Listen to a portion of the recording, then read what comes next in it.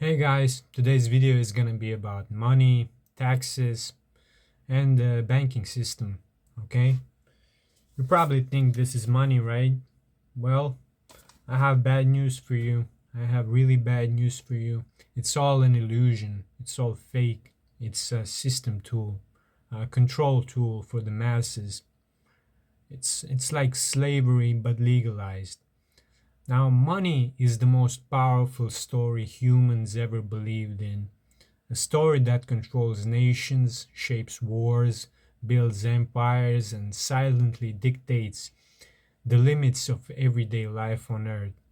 But behind the polished speeches, the expert panels, the don't worry, everything is under control, there exists a system built on fragile foundations: fiat currency, taxation, and central banking.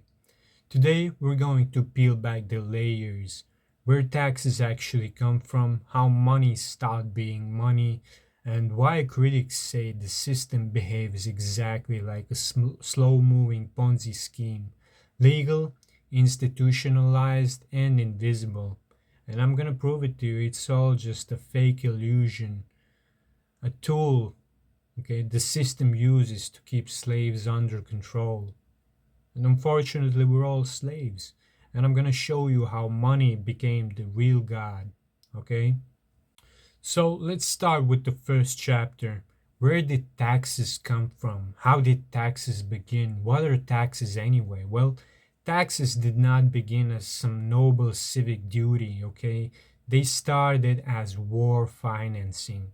Thousands of years ago, kings needed armies. Armies needed food, weapons, metal, horses. So the rulers of the lands demanded a portion of the population's goods: grain, livestock, labor, and eventually coinage, to fund all of the military campaigns that they were doing. Okay, attacking their neighbors, attacking the weaker countries. That all needs the support of the population, of the so-called slaves. Now, taxation is actually a wartime extraction, okay? Because wars, they need supplies, they need men, okay? Now, it was never about building roads, it was never about building schools, hospitals, not ever about helping the population. It was always and it will always be about the survival of the state. And then something extremely interesting happened, okay? All of the wars ended at some point, okay? But the taxation did never end, okay? It always continued. And nobody ever asked why, because at that point, the state had supreme power. They had the ultimate power, okay? You cannot just go to the state and say stop taxation. No. Once the state gets the ball rolling, it will not stop.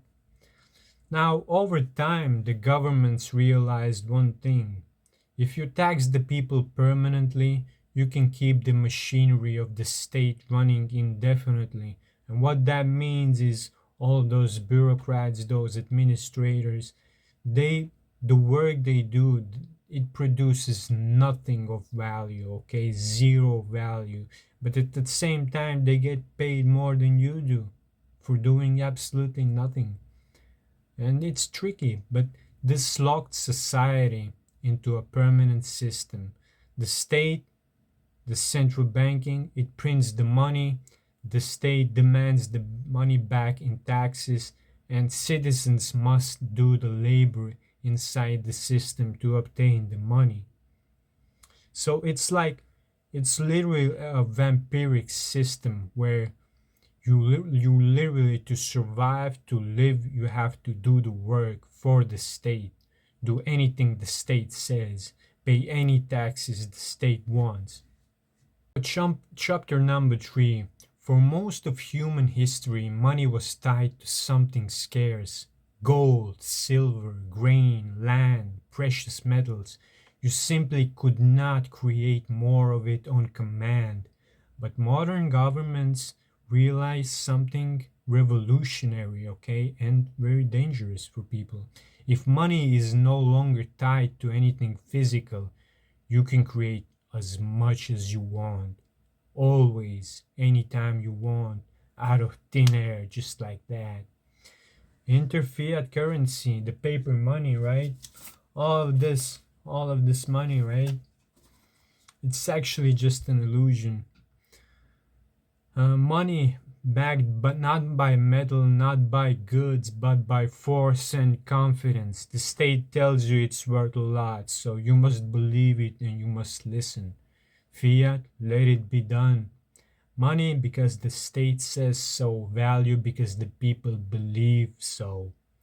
The moment currencies were detached from gold, culminating in 1971 with the end of the Bretton Woods system, the modern monetary order was born. Infinite supply, infinite debt, infinite expansion. And who's gonna pay for it all? You. Now, chapter number 4, the central banks. Central banks were created to stabilize the economy, okay? To keep it on a smooth level. But critics say they've evolved into something very different. An unelected institution that can create trillions of dollars, euros, or yen out of thin air and inject them into the financial system. Now, central banks control pretty much everything: interest rates, money supply, government bond markets, liquidity for private banks. In other words, they literally decide what money is worth, okay? It is no longer backed by this, okay? Silver or gold. And here's the catch that critics focus on. Since almost all new money is created as debt, the system requires perpetual borrowing just to keep functioning. That means for the system to function, it has to borrow money every single year, okay, from the Federal Reserve System or the International Monetary Bank, okay? So, and you're gonna be paying for it, or your children will gonna be paying for it. If borrowing stops, the system contracts, and if the system contracts, it collapses overnight. So the machine must always grow. More currency, more loans, more leverage, more everything. This is where the comparison to a Ponzi scheme comes from, okay? A structure that needs constant expansion to avoid collapse.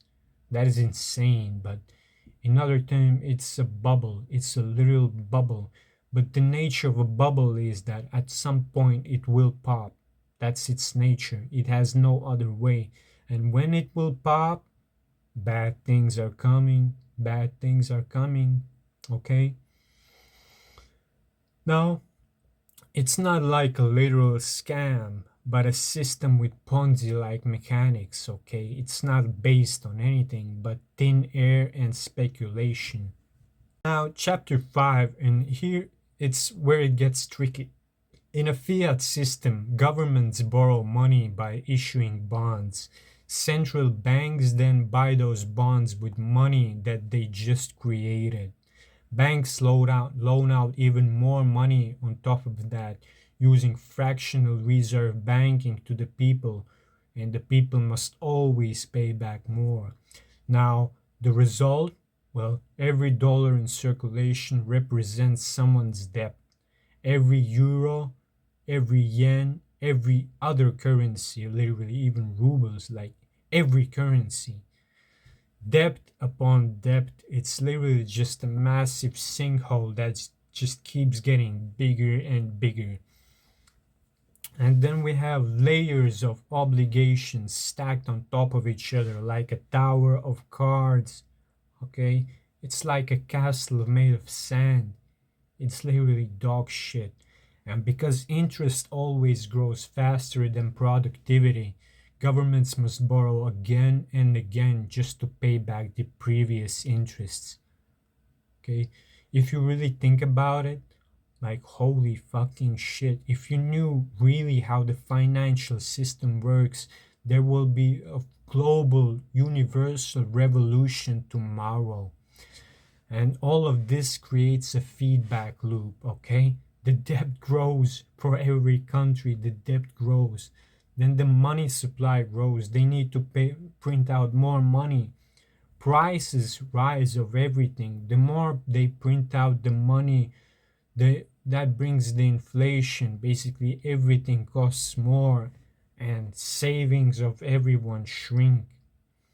This is why critics argue that the system is inherently unstable. It functions only when it is expanding, and nothing can expand forever, okay? I want you to think about that for a second. Nothing expands forever because we are limited. The resources are limited, the blood is limited, and the people are limited. You cannot just like vampire out of this system because the blood supply ends ultimately. Now here comes chapter 6, okay? People often think taxes pay for government services, but in a fiat world, the state can already print money at will. So this leaves us with the question, why tax the people, okay? And the mainstream economics offers three reasons. Number one, to control the inflation. Number two, to maintain demand for the national currency. And number three, to redistribute the wealth. But skeptics point out another function. Taxes ensure that citizens stay plugged into the system, that they don't quit their work because they need food, they need to pay their bills. So this leaves us with a system that you cannot escape. You must earn fiat currency to pay back the taxes now, which means you must participate in the economy that produces that currency. It's like a black hole. It's a black loop that you cannot escape. It's literally a perfect self-contained loop that will bleed you dry. Now, here are the systemic weaknesses, the literal flaws of the system that is built on sand. It's literally built on sand. It's not meant to last, okay? It's meant on the principle that whatever comes after me, I don't care. Might as well be a flood. I don't care. I won't be there, but I will enjoy my life, okay? That's literally the principle that all of this system is based on. That I will have a good life and fuck every other generation that comes after me. If you think about it, holy shit, it's satanic by nature. It's inherently evil. Now, these flaws are number one, inflation slowly erodes the savings of everyone. If your granny is saving up money, that money is gradually losing its value the more they print out. Okay? You must understand this if you live in this world, to just not be a slave. Okay? Wages that you get paid, they rarely keep up with the money creation. They print out more money every single year. You must understand this. Wealth, it concentrates around those closest to the central bank liquidity. Now that what that means is those at the top, they will stay at the top. And you at the bottom, you will stay at the bottom. But you will have just enough to survive, okay? Debts grow faster than the real economy, okay? That's the most fucked up system you can even imagine. If you actually read any financial book, you realize that the Ponzi scheme we live in, it's not meant to last, okay? It was never meant to last. Crises are solved with, let me guess, even more money. We solve problems by printing out even more money, but the actual problem that you mask, it becomes even bigger. This is why some people see the entire structure as inherently predatory, okay? Not through malice, but through flawed design. It was designed to be shitty, okay? And that's, yeah. Now let's talk about the Ponzi scheme aspect. A Ponzi scheme requires number one, constant new participants. At the lower of the pyramid, always new people are born into it. Now, number two, it needs constantly new money. Every year, more money is printed that is not backed by anything. It is not backed by literally any precious metal, okay? It is just printed out massively. And some people have so much of it. It's crazy. It's crazy. Now, number three, the collapse when growth stops. You can even notice the collapse. New families, they need to work several generations to buy a home, whilst before the inflation, you could just work 5 to 10 years, you could buy a really good house, okay? And the new generations, everything is, we're leaving the bag for them to hold. That means they will have to work at least 100 to 150 years to buy their own house or an apartment. And you think this system is not flawed? It's inherently flawed by design again. So critics argue that the global monetary system, it mirrors these mechanics. Population must grow, debt must grow, spending must grow, and if growth pauses even for a moment, we have recession, we have crises, we have pure and simple collapse. Now, supporters argue that the system works as long as managed properly. Okay, humans can never manage a system like this properly because power corrupts and absolute power corrupts absolutely, and we know it.